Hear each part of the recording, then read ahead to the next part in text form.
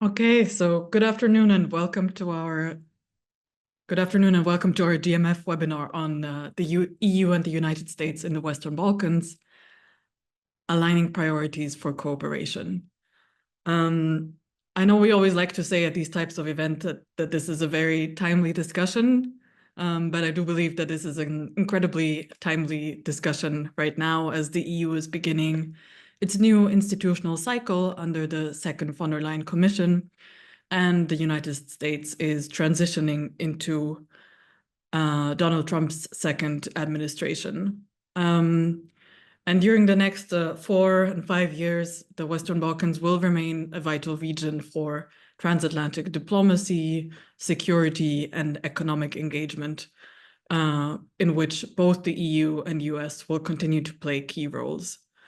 So in this webinar, we would like to examine potential points of tension, but also and crucially focus on identifying opportunities for meaningful collaboration during the upcoming institutional mandates.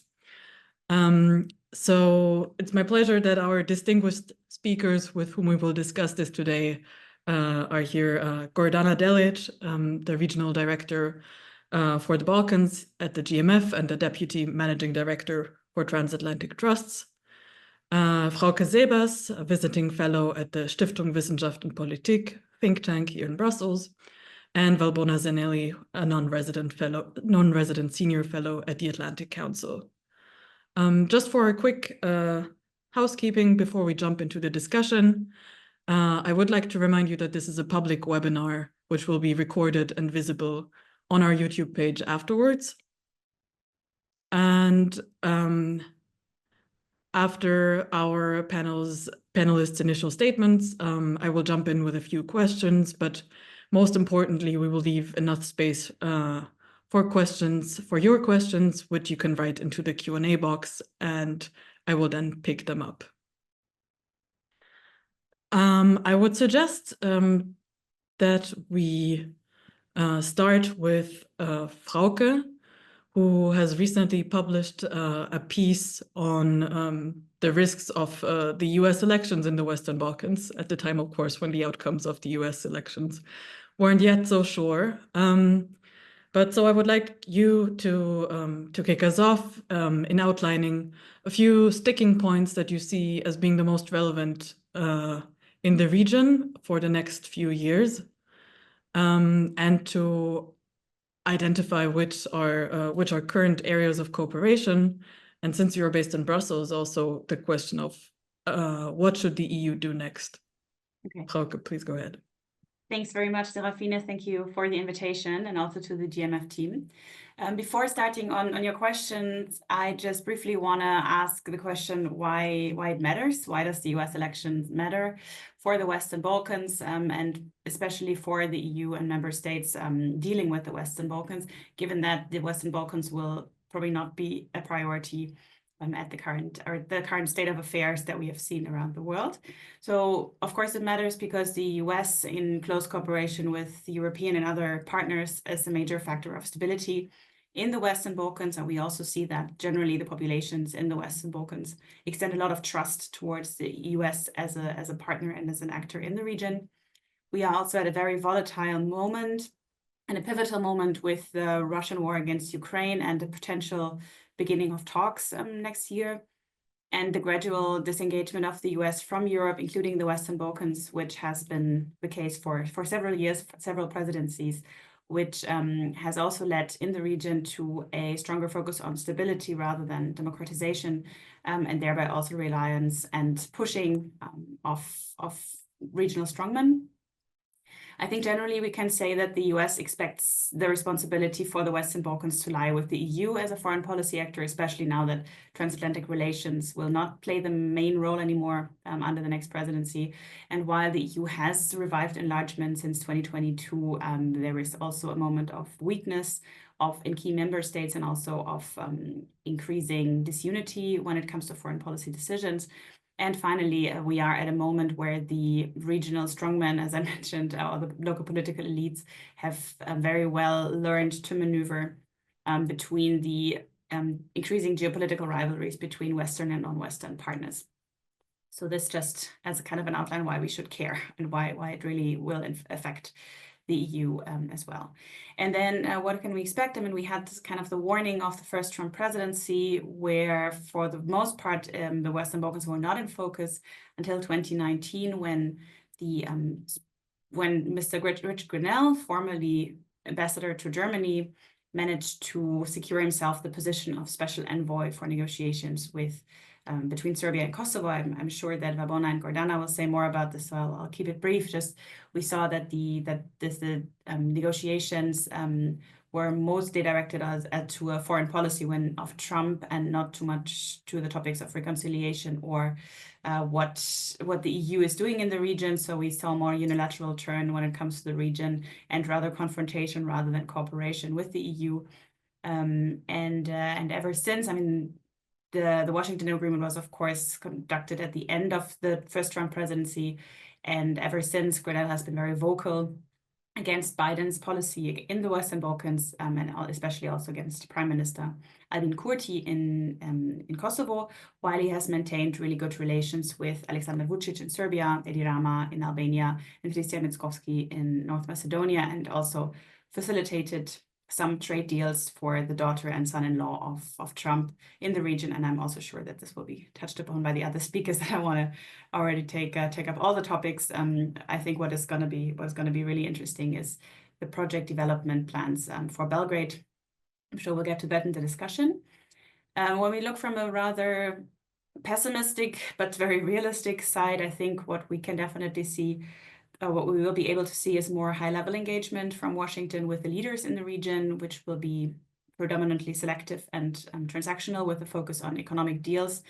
And also, I think, which will be important, will be that the advisors in Washington and in the region will be loyalists rather than experts on the region, which will have a strong effect. Not that there is a lot of focus or expertise at the moment, but this will still have an impact.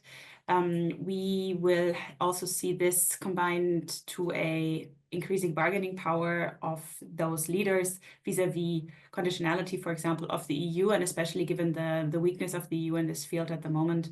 I think this will not help the idea of conditionality, and it might also lead to a backlash in the local societies, and thereby a further backlash on enlargement policy more broadly. One of the worst case scenarios that has been handled so far is the erosion of transatlantic cooperation in security. So including the question, will Trump leave NATO? So in general, like all in all, I think we will see a further consolidation of the domestic power of Balkan leaders. And this will also entail the manipulation of ethno-revisionist agendas and more geopolitical transnationalism with external players. But if we look at the first Trump presidency and what it entailed for the EU, I think we also saw it was a bit of a wake-up call for the EU. There was a bit more engagement. And now we also have a new foreign policy team coming in the EU, and a new enlargement momentum. At least that was what was declared. So we will see we will see what this will bring. But definitely, I think we are in a better position, at least when it comes to the key actors from the EU side. We also have the new growth plan in place with a focus on common regional cooperation, common regional market, regional cooperation. And if we, for example, see that we will need a strengthening of the European pillar in NATO, this is also, I think, a chance for a stronger role for Albania, Montenegro, and North Macedonia, which are already members. And something that I would be very interested in hearing, especially the expertise of the other speakers from, would be how the development of the former Yugoslav army headquarters in Serbia by Kushner will play out. I'm very curious about this. We already know that Senator Marco Rubio, is designated Secretary of State. I think it could be worse from our perspective. We do not know what the role of Richard Grenell might be. He was hailed as Ukraine envoy, and this was now, I think he was replaced in that.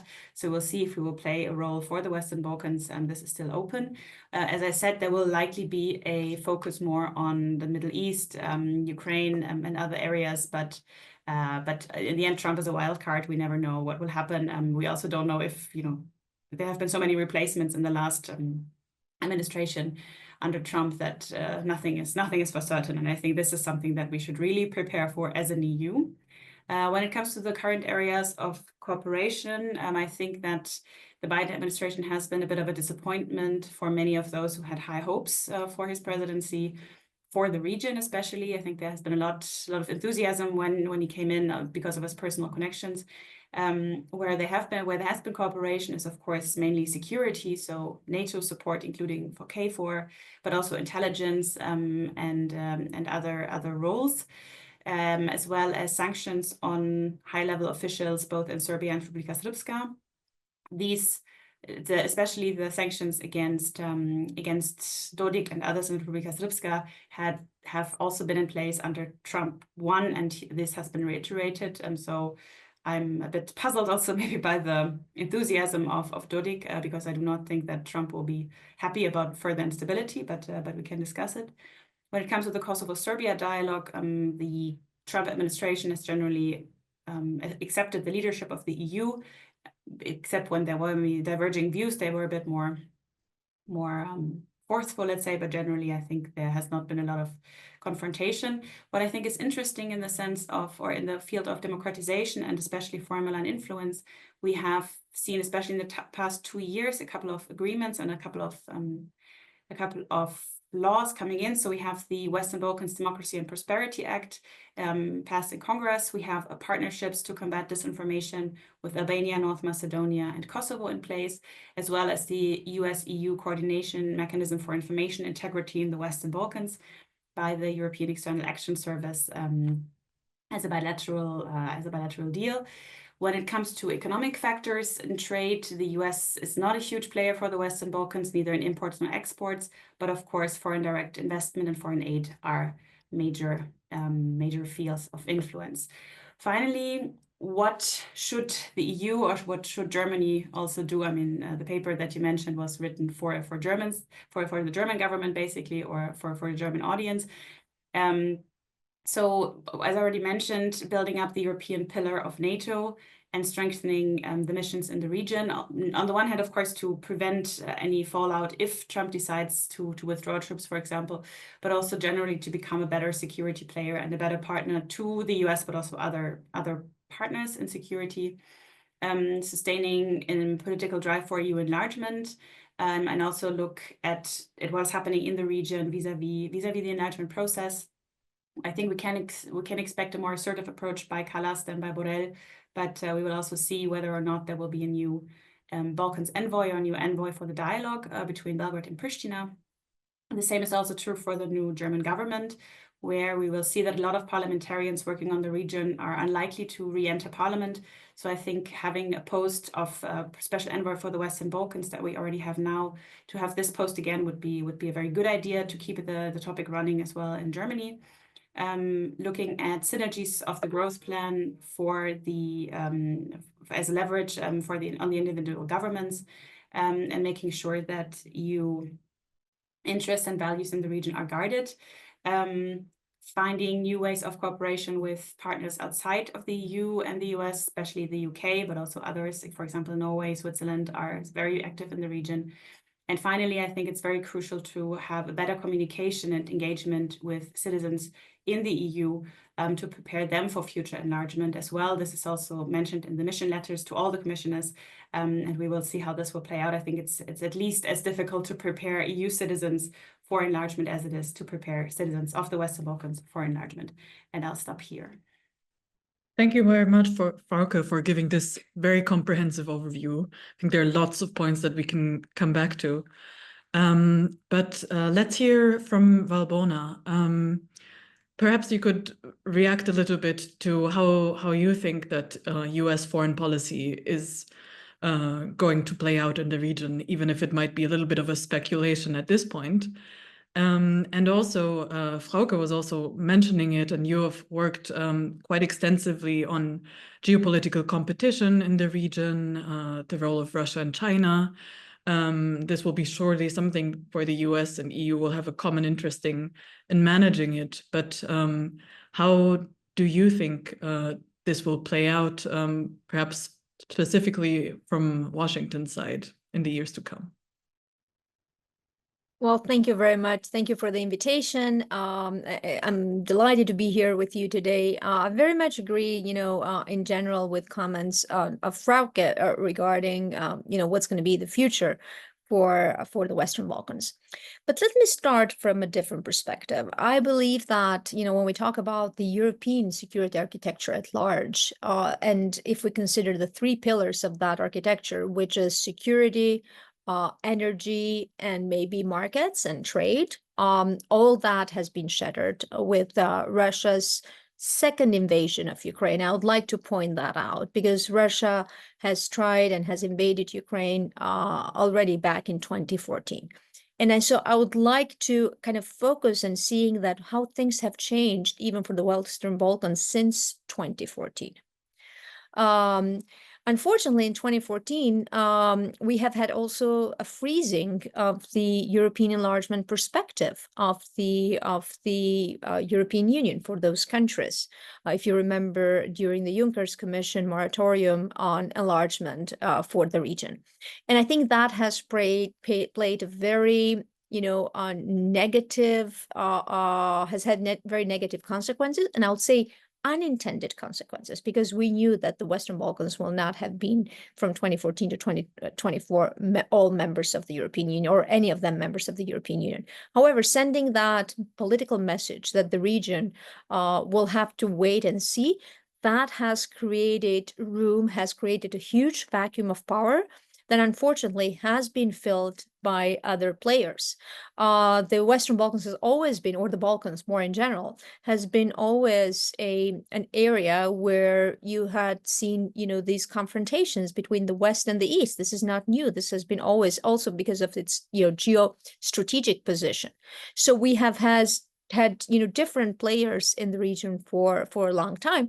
However, I would like to say that when it comes to China and Russia, but mainly Russia, it's more visible.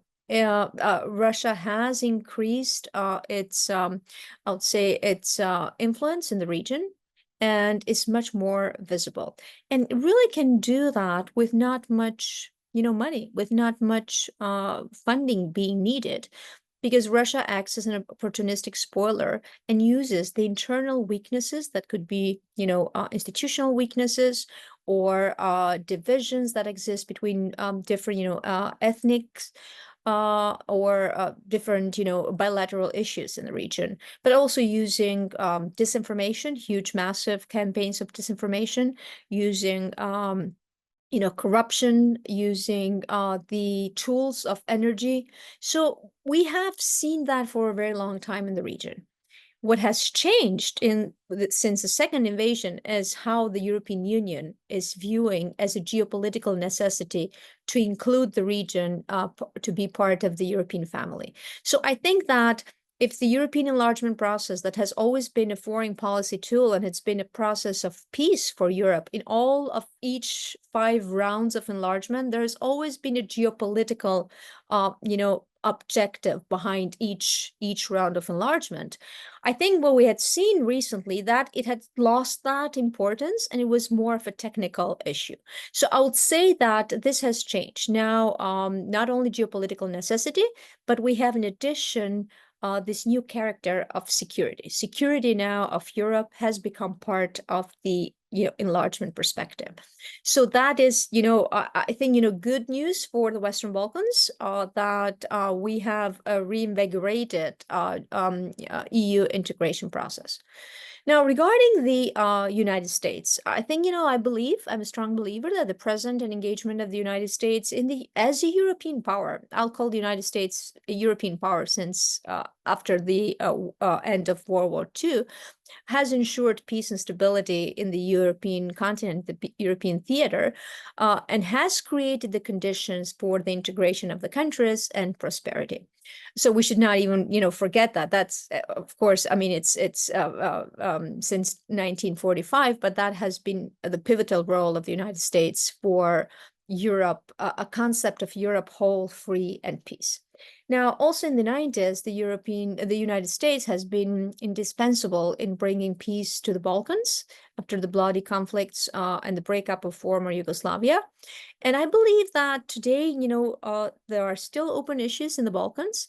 And as I mentioned, this, enlargement fatigue has created not only the fatigue in the EU member states and the populations, but it has created reform fatigue in these countries. And then another consequence has been that people in the region have lost hope in enlargement. So I think when we ask the question regarding enlargement, what is the public perception of enlargement? I would believe that 95% of people in the Western Balkans want to join the European Union. Now, if you ask them the question, will it happen in your lifetime? That's where the problem is, because they have lost hope that enlargement will happen soon. So it's even when we look at numbers, even look at public perception, it's important what people are thinking about their countries joining in the future, in the near future, midterm future, the European Union. So I believe that today, even with all these open issues in the Balkans, I think that the Euro-Atlantic integration of the region can be achieved through a transatlantic approach. And I think still here, I talk about Euro-Atlantic approach. So it's not only the European Union, it's NATO too, and that has been successful in the region. Today, we have 3 countries in the 6 Western Balkan countries, now more if you consider also Croatia, that are NATO members. And that has been crucial for the security of the region. And so I believe that for the future, the new transatlantic approach for the Western Balkans should focus on democratic values. And that will be very important. And so considering the many challenges that both the US and the European Union are facing in this area of great power competition, strategic competition, how you want to call it, success in the Western Balkans, I believe, it's not only an entirely achievable task, but I believe it's an important test for the future of European integration. If we're talking about the geopolitical European Union, it has to start with the Western Balkans. So the other thing is that I believe that, the Western Balkans we need to change the narrative on both sides, on the sides of the Western Balkans, but also on the side of the European Union and the United States. So I believe that they should start to be treated as partners, acting as partners. And I think that should be the key for the future. So I believe that in all what was mentioned regarding security, regarding NATO, regarding China, and I'll go a little bit deeper into that, talking about de-risking, talking about energy, talking about climate, the Western Balkans should be seen as partners in terms of offering solutions to transatlantic security challenges, not always being treated as problems. I think if we don't change this narrative, it will be the same conversation over and over again. And also, I don't know, I don't want to predict the future. I don't want to predict especially the future. But as we have seen in the past, on both sides of the American politics, the EU integration has always been the main driver into looking at the Western Balkans, because it has been seen as a driver for institutional building, for democracy building, for more prosperity in the region. And I personally do not believe that that's going to change. Now, what I think is that a lot of the issues in the Western Balkans will be seen through the prism of the other security challenges, of the other bigger security challenges. And Russia will be one. And Frauke mentioned, what the United States has been supporting in collaboration also with the European Union, all, countering disinformation campaigns. This is very visible now. We saw what happened in Romania. So imagine if we have more, we look more carefully into what's happening in recent years in the Western Balkans, but also China, because China is very present in the Western Balkans. And unfortunately, the Europeans have not paid enough attention to that. Even starting with the 16+1. 16+1 started in 2012, and it was the first try of the Chinese to see how they would how the influence will affect the future of European-China relations. And at the beginning, nobody was paying attention to that. And then the Belt and Road Initiative came after that. Of course, the 16+1 turned into 17+1, and then 13 or 14+1 now, with the Baltic countries having left the initiative. However, we have seen a tremendous increase both of trade relations, but also investment relations of Chinese companies, Chinese, companies in the Western Balkans. And the reason has been that there has been always, we know that there is this huge convergence gap. What are the standard of living, or what are the per capita of the citizens in the Western Balkans, which if you take that in current prices, not in purchasing power parity, which is a little bit higher, it's only 15% of those in the European Union, on the average of the European Union. There's a huge infrastructure gap. And of course, if you don't have money coming from, the European Union, those countries will accept other money.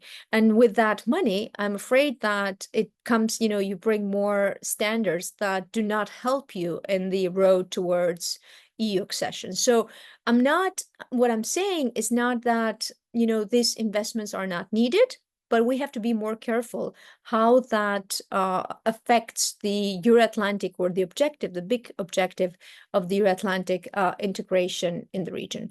So, my conclusion will be, I think that the United States really will be committed. We'll have to see who are going to be the main people in charge of the Western Balkans. However, we should not forget a very important element. It's not just the administration, it's the US Congress. And I've seen that US Congress has raised very much awareness and attention.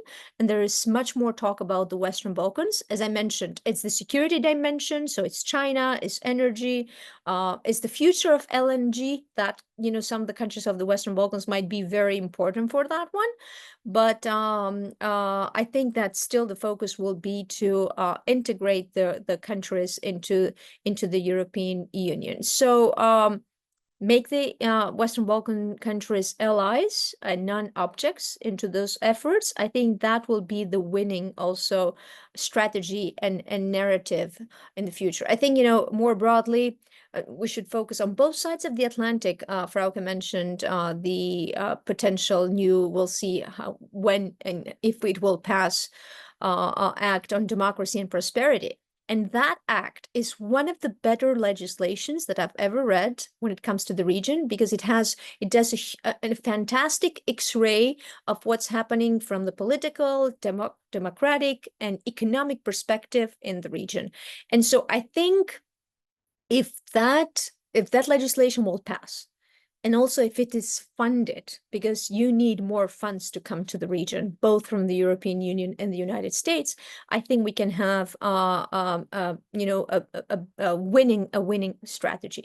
So on both sides of the Atlantic, we should focus more on human talent in the region, promoting free trade and innovation, but also, addressing and bringing those countries around the table to address the global security challenge. So I tend to be more optimistic. I'm an optimistic person. So I believe that, during the first Trump administration, maybe not much attention was paid to the Western Balkans, because the EU was not paying much attention. So if we have a strong drive from the European Union now on the Western Balkans, I think we'll see more potential for future cooperation, future transatlantic cooperation in the Balkans. What I can say for sure is that when we have had a coordinated strategy, a united strategy on the Balkans, it has always been successful. Thank you very much, Valbona, for giving us this overview of what could be done and what could come. Gordana, I will give you a little bit the difficult task of sorting through some of the points that the other speakers have just made. And you're based in Belgrade. You have been watching the process of EU integration and also of the evolution of civil society in the Western Balkans for a really long time. And you've written in a recent article that it should be the EU who is taking the lead on the region, but still cooperate with the US and try to find a common constructive approach going forward. What do you think are the priorities that the EU and US can realistically tackle together going forward? Thank you, Serafine, and it's always a pleasure to be in such a fine company as I am today.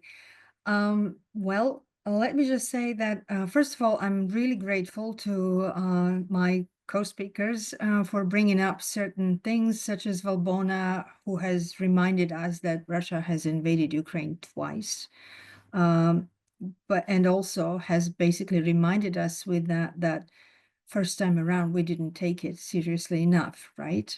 And it needed a full invasion for us all in European continent to understand what we are basically dealing with. And this is basically the angle that I would like also to take on this EU-US approach. I think good news to begin with is that neither the region nor the US nor the EU would like to see any kind of conflict in the region. There are, though, forces that are predominantly external, but some are also internal, such as organized crime, who would not shy away of triggering one in the region, should that be anyhow plausible for them, or would do good for their agenda. And I think the fact that neither of these three most important sides would like to see a conflict happening is the base ground where we should start. And I think in the following 4 or 5, even more years, this is not only about the upcoming U.S. administration, the second Trump administration. This is more about the strategic objectives and then also goals that we would like to achieve. And I believe that the goal is a consolidated European continent, whoever is or is not within the EU family. At least that is for me. I have come to, how should I say, a peace with my, to peace with myself, to say that, I am much more interested in living in a consolidated European continent under the rule of law, right? And not, this is much more important to me than whether my country is or not the actual member of the EU. Besides, the region is so tied into all of the EU structures that it's practically almost like being there, but just not having certain privileges. And this is what I think we are talking about. And this is where I think the fatigue is coming from. Now, back to the US-EU cooperation on the Balkans. I have a little worry that the next Trump administration, due to the geopolitical affairs, is going to be a little less patient and a little less willing to engage in endless philosophical discussions about what can function, what cannot function. It will simply demand, I believe, both from the region, but also from the EU, certain moves to be done. And rather than for all of us be in a situation like that, I would much rather see where the region and the EU come to certain conclusions of being proactive and basically offering to the United States where it can be helpful, and how that would also be helpful to the United States in the broader geopolitical arena, which is really very hard at the moment. So, as far as I am concerned, it is not a bad idea of any Trump administration to engage with the region much more via trade, via business, and I think this is what we will see again, because this is again something which will show that the rule of law is absolutely necessary. It is simply impossible to do business both with the US and the EU without some substantial changes in the rule of law. As far as I'm concerned also, the most important part that the region needs to do is less on its foreign policy. It's much more on domestic politics, and it's much more on the well-being of its citizens, which for me means the rule of law and the access to free and real information. So the media and the rule of law and the independence of certain institutions is a must. Well, we all, I think, agree that, or at least most analysts think that this is not something that the Trump administration will be mostly focused on. But this is precisely what the EU should be focused on and should be offering the helping hand to the US in dealing with it, because the US won't be interested, not only because it's not interested per se, but because it won't have time and it will not have enough of manpower and other power to engage in that because of the burning issues elsewhere, which are by far more dangerous and by far greater than the one in the Balkans. After all, we don't have a conflict, at least not yet. So this is what, I guess what I would like to say is that the enlargement, first of all, enlargement, in my opinion, was never any kind of technical process.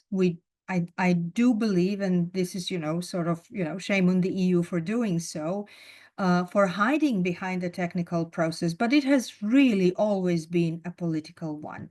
I have not seen any enlargement wave, not the one in 2004, not the one in 2009, and not the last one with Croatia in 2013. That was not really political. Of course, it did require certain technicalities such as the rule of law be in place and separation of powers, etc., etc. But it is a political process. I believe for the people in the Western Balkans, the most important part is to know that if the countries achieved the necessary and desirable level of the rule of law, dealt with its organized crime in a way that is expected of them, built institutions that are solid, would they then be still said no when wanting to join the EU? This is the fundamental question for the population in the Balkans. And this is what they need to understand, if it is true or not. This is why there is reluctance to even move with certain things. This is also why there is reluctance for certain protests that are taking place in the region occasionally to actually be much more forceful in a way of demanding change, because they're not certain that even if they brought about the change that the EU says it would like to see, anything would change. And why is this important? One may say the people should want that change anyway. Absolutely true. But there is a little problem with doing that change. You have a different approach from on the side of the population if they know that they are not going to, or if they are going to join the EU. Why? Because anytime that something like this moves, it can trigger a conflict. And so no one in this region would like to entertain the idea of going into a conflict unwillingly, or even worse, unknowingly. And I think this is one of the most dangerous, the biggest danger behind the curricula of change.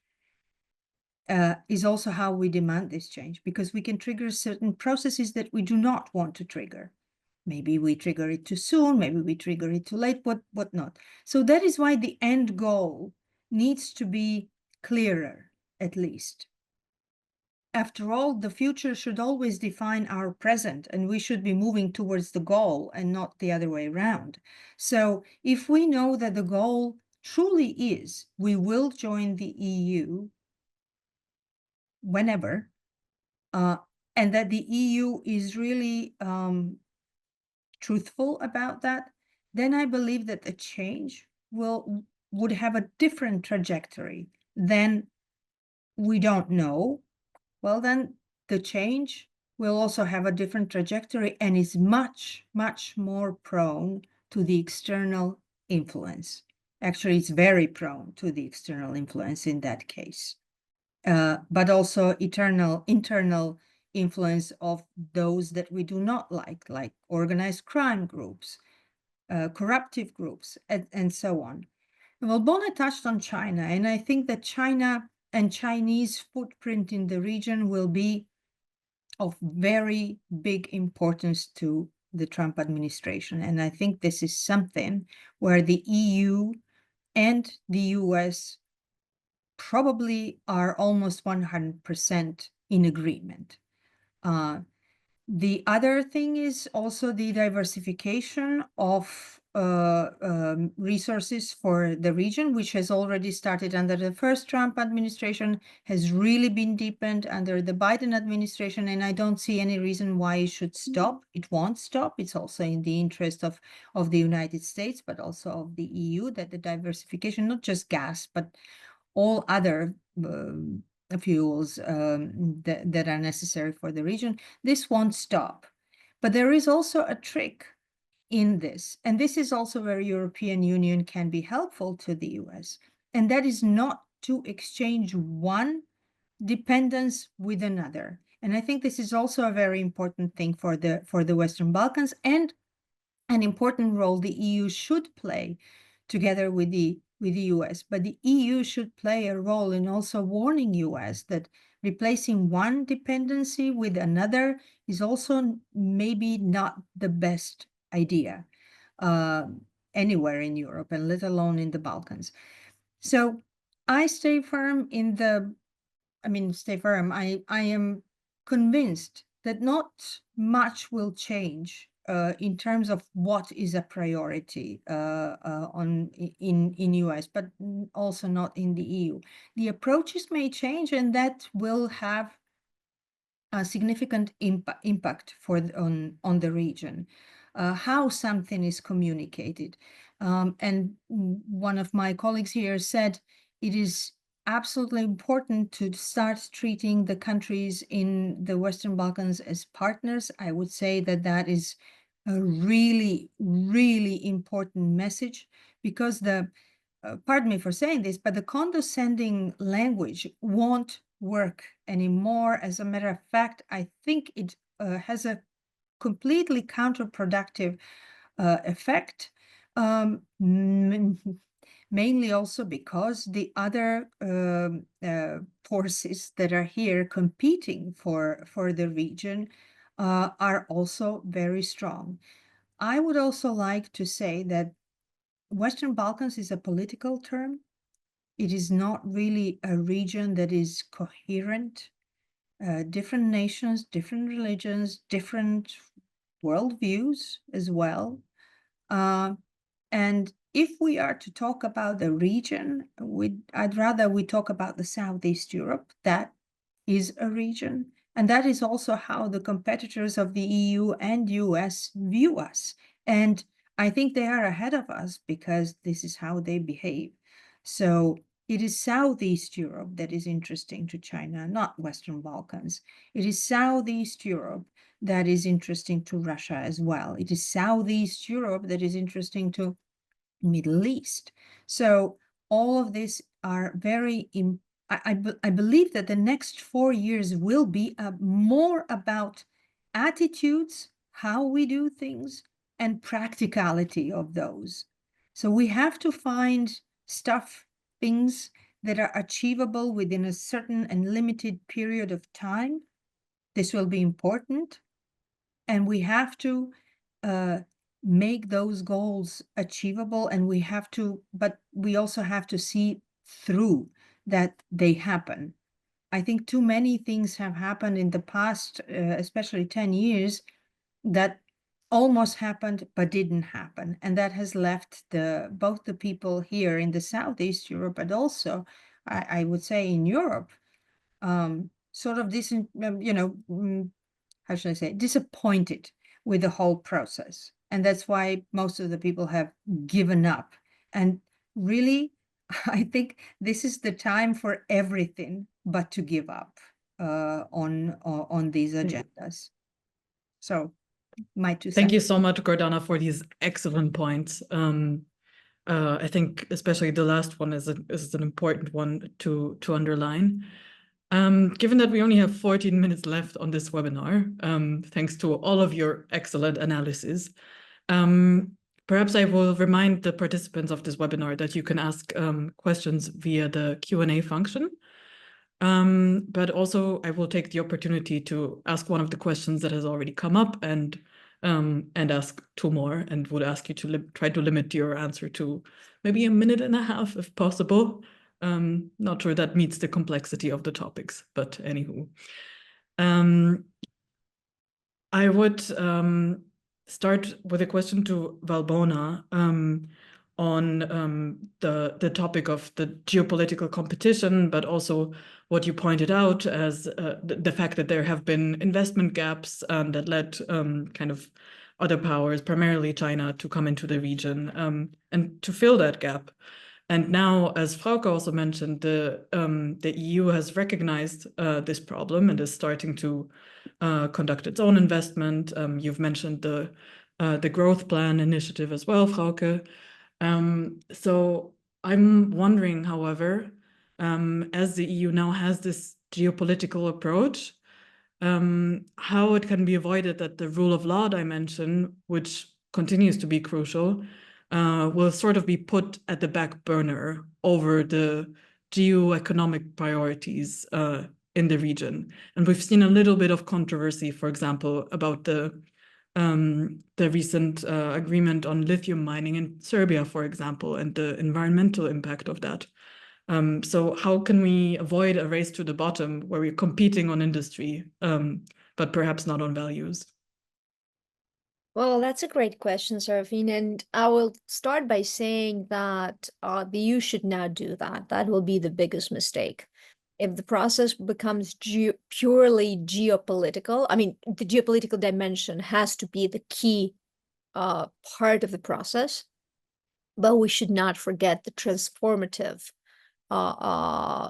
process driver of the EU integration that we have seen for all the countries. Now, I mean, we know that these countries have a lot of issues, especially, when it comes to the rule of law, corruption, lack of meritocracy, media control. So, I mean, I agree with Gordana, they are so different. So sometimes that, talk about the Western Balkans, we put them all in one basket. So they are so different, but they're also so, have some issues that are common to all these countries. So when you ask people in the Western Balkans, what are their main security challenges? They will not talk about bilateral disputes. They will not talk about ethnic issues. They will talk about poverty. They'll talk about corruption. That will talk about unemployment, and they all create a vicious cycle. And they also talk more recently about immigration and brain drain as a main security challenge. So I think that is where the EU comes into play. And you mentioned, and Frauke mentioned the growth plan. I believe it's a very good plan in order to drive convergence. We need to have that economic convergence of the region with the European Union to keep the EU appeal. Because at the end of the day, for people, and I agree with Gordana, when you ask them what the EU means to them, the EU means to them democracy, the EU means to them standard of living, good schools, and good hospitals for their kids, and the freedom to travel. So that is what the EU is. So if this growth plan will make it possible for the countries to slowly state by state join the EU single market, and then of course the final objective will be EU integration, because that's what all countries have in common too, that they want to get into the European Union. I think that will be very important, but more resources are needed. So now 6 billion, 2 billion in grants, and 4 billion in loans is not enough. And we all agree with that. It will be only 0.5% of the total GDP of the region every year for the money that's dispersed every year. However, it sends a very strong political message, because as I pointed out, in this plan, countries are treated as partners. So the reform agendas that are driving the process are coming from the countries themselves. And the growth plan should not be seen as just an opportunity for this money to come and build things in the region. It's to build up reforms and institutions that can then create a favorable environment for serious foreign direct investments. So that when German investors or American investors or Italian ones come to the region, they do not have to worry about justice in the country. They have not to worry about paying bribes and all like that. So I think from this perspective, it sends the clear message, but it also gives a lot of ownership to the countries in order to push forward and implement some of those reforms that at the end of the day are needed for the countries themselves. Now, think about countries in Southeastern Europe. Gordana mentioned them, Bulgaria, Romania, others in 2014. Were they ready to be EU members? No, they were not. But the EU process kind of helped accelerated the process of institutional building in these countries. And not only just recently. Think about enlargement in the 80s. Some of the countries had just been out from, dictatorships in Southern Europe. And it was the EU process that helped them support it, the institutional building in the region. So I think it's a driver. The EU is a driver, and we should not lose, people in the region should not lose that hope. Because you know what, Serafin? If the EU will not come to the region, with its, values and standards and money, because that's needed for cohesion of the countries and convergence of the countries with the European Union, the citizens are already doing that. Individually, they are in the EU. Thank you, Valbona. I might throw that back to Frauke, because you, in your initial statement, also outlined this question of investments from actors close to the incoming US president in Serbia, but also in Albania. How do you think that can go together with this reinvigorated EU investment agenda? And can there be a common denominator in a way that this can drive positive rules-based investment environment in your view? Thank you. Yeah, I think the investments that we are discussing right now by the daughter and son-in-law of Mr. Trump in Albania and in Serbia will not do any good, let's say, for a merit-based or rules-based investment environment, and it will probably not reach the people in the country directly. I mean, all of the investments are controversial, but what I think is a really interesting investment is, of course, the rebuilding or the construction of a luxury hotel and skyscraper on the site of the former Yugoslav headquarters that was a monument, or is still a monument, in the center of Belgrade. And I would be maybe interested about, to ask Gordana how this is discussed locally, because of course it's a bit of a scandal that after 25 years of this monument symbolizing the NATO bombing of Serbia, the leading country of that same NATO bombing sends an investor basically to build this new resort, this new hotel. And I know that he said that there will be a sort of memorization center as part of the complex, which I think is also going to be very interesting given the false narratives that are surrounding this, especially in the discourse led by the government in Serbia. And with this, if I may, I would also like to pick up one of the questions from the Q&A and respond to something Valbona said. I'll be brief, I promise. Namely, the question of, is this really seen, does the EU really see Western Balkans enlargement in a new light given the security imperative? And I would actually doubt this a little bit, based on exactly that question that Milena is asking, the first Milena in the Q&A. Namely the reaction towards Serbia. So we have seen from the beginning that I think there was, of course, a strong drive when it comes to security, when it comes to Ukraine and the other trio countries. But as we mentioned, we have 3 NATO members in the Western Balkans. We have 2 missions, in the military missions international in the Western Balkans, holding the peace. And I think we did not see the urgency that would basically, let's say, come in a response to this feeling of, okay, we have this new insecurity. Serbia is not taken seriously as a spoiler of regional security, despite all the evidence that we see on the ground ever since. And we see this kind of more transactionalist approach also by the EU towards the region. We've talked about the lithium deal a little bit. We have not yet mentioned the Italy-Albania refugee deal. We have not mentioned the deal between Denmark and Kosovo to rent out prison cells, for example. And the way, especially, I think that the EU actors are dealing with Serbia shows that they do not take this seriously as a security risk.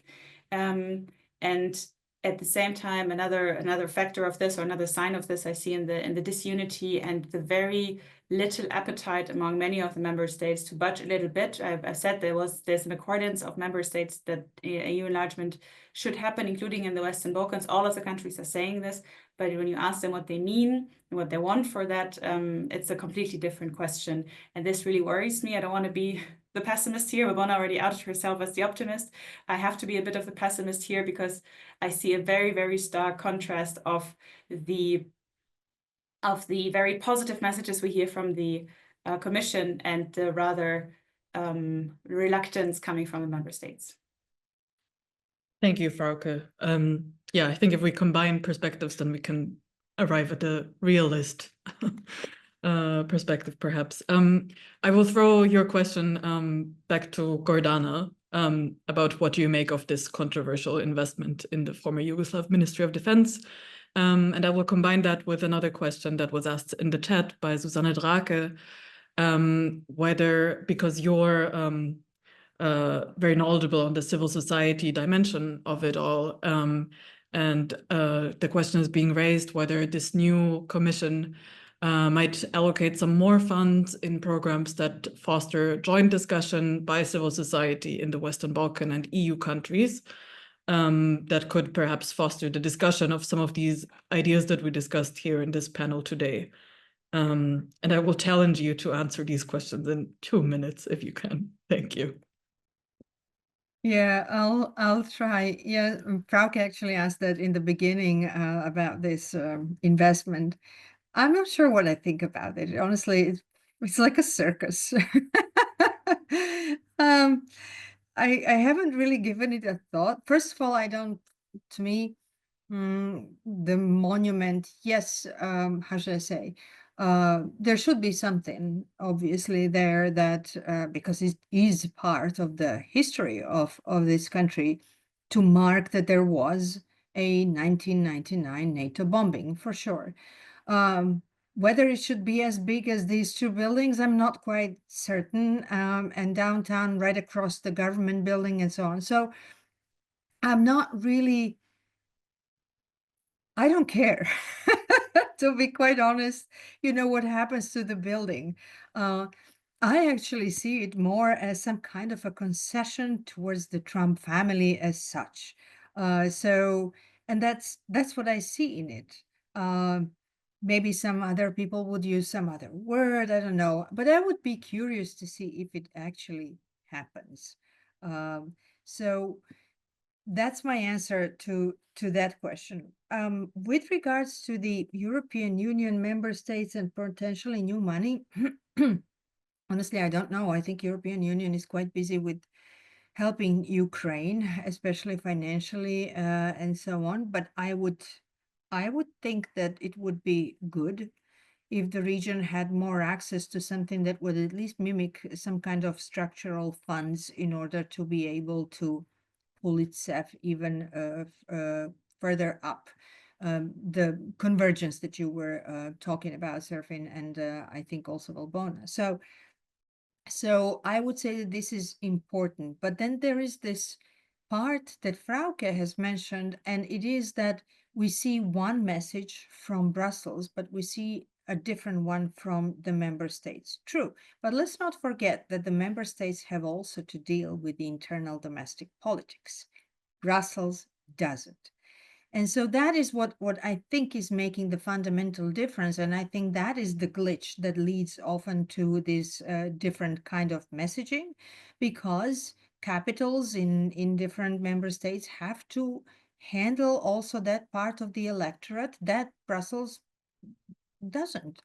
And it's only normal. However, surely this is not all. There is definitely still fatigue present among the member states and among their citizenry. But this is on behalf also of the governments, but also on Brussels, to have failed to explain what is basically enlargement as a tool and why for years that was the main and strongest European security and foreign policy element. So this, I believe, is not on the region here, but it definitely is on the governments. Why has that been lost? I believe also member states' disappointment in other member states, right? With different nationalistic rhetorics rising, the right-wing political parties on the rise, etc., etc. But these are all alibis. As much as the region where I'm from has many alibis, I would say that also the member states and the EU as such do have many alibis too. So it's easy to say, oh, they don't like that. But it's like talking to a student and saying, oh, these students don't know that. They don't know because we haven't made an effort to make it clear why it is necessary. I truly doubt that each and every person in member states in Europe-wide do understand the risk of, for instance, not having European continent as such consolidated. I think they understand. Thank you so much, Gordana. I don't want to interrupt you at all, but unfortunately, we're having a webinar right after this because it's the pre-Christmas period. But please go ahead and finish your sentence, of course. No. I'm fine. I really want to offer it to Frauke and to Valbona to maybe have a, something they would like to say for the end. I think, unfortunately, we don't have time for a final round, and I apologize for that. But clearly, we could talk for a few more hours about this topic. Thank you so much for your excellent intervention and analysis. As I mentioned in the beginning, the webinar has been recorded and it will go up to our GMF YouTube page.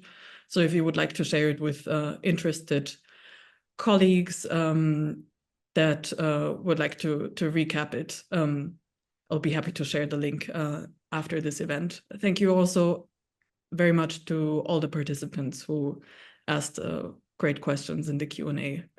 And I hope to see you again soon for a discussion. Thank you very much for your excellent analysis. Thank you. Thank you, Gordana. Nice